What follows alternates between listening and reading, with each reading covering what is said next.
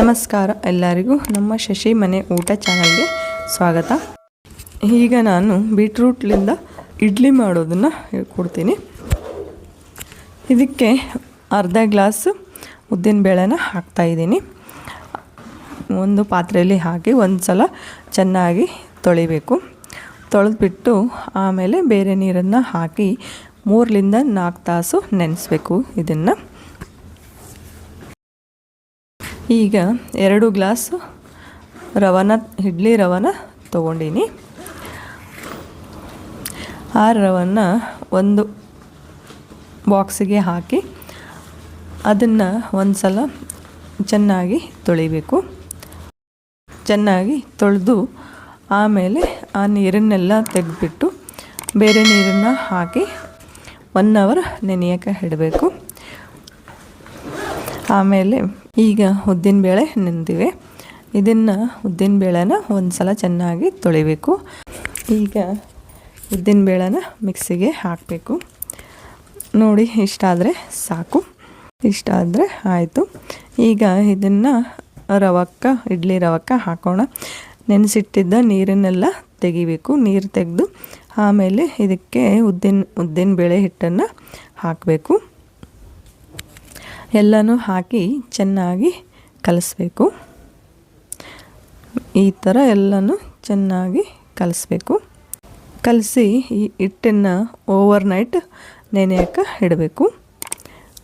ಆಮೇಲೆ ಬೆಳಗ್ಗೆ ಇಡ್ಲಿ ಮಾಡುವಾಗ ಒಂದು ಬೀಟ್ರೂಟನ್ನು ತೊಗೊಂಡೀನಿ.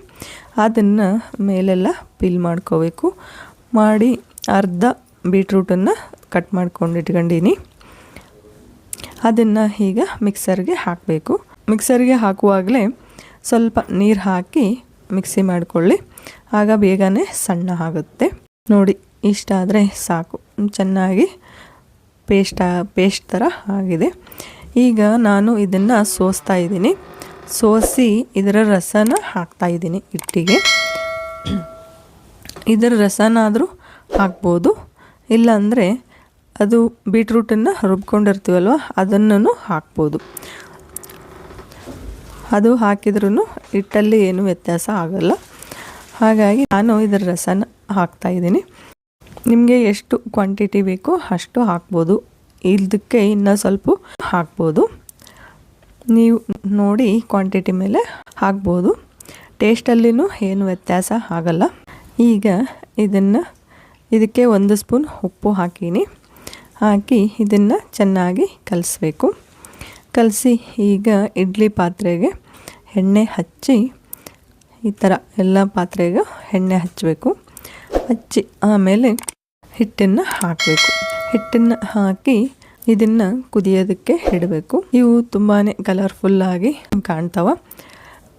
ಹಾಗಾಗಿ ರೆಗ್ಯುಲರ್ ಇಡ್ಲಿ ಮಾಡೋದಕ್ಕಿಂತ ಇದನ್ನು ಒಂದು ಸಲ ಟ್ರೈ ಮಾಡಿ ಹೇಗಾಯಿತು ಅಂತ ನನಗೆ ಕಾಮೆಂಟಲ್ಲಿ ತಿಳಿಸಿ. ಈಗ ಇಡ್ಲಿ ಆಗಿವೆ ನೋಡಿ, ಈ ಥರ ಕಲರ್ ಆಗಿವೆ ನೋಡಿ, ಎಷ್ಟು ಚೆನ್ನಾಗಿ ಬಂದಿವೆ ಇಡ್ಲಿನ. ಈ ವಿಡಿಯೋ ನಿಮಗೆ ಇಷ್ಟವಾಯಿತು ಅಂತ ಅಂದ್ಕೊತೀನಿ. ಈ ವಿಡಿಯೋಗೆ ಲೈಕ್ ಮಾಡಿ, ಶೇರ್ ಮಾಡಿ ಮತ್ತು ಸಬ್ಸ್ಕ್ರೈಬ್ ಮಾಡಿ. ಧನ್ಯವಾದಗಳು.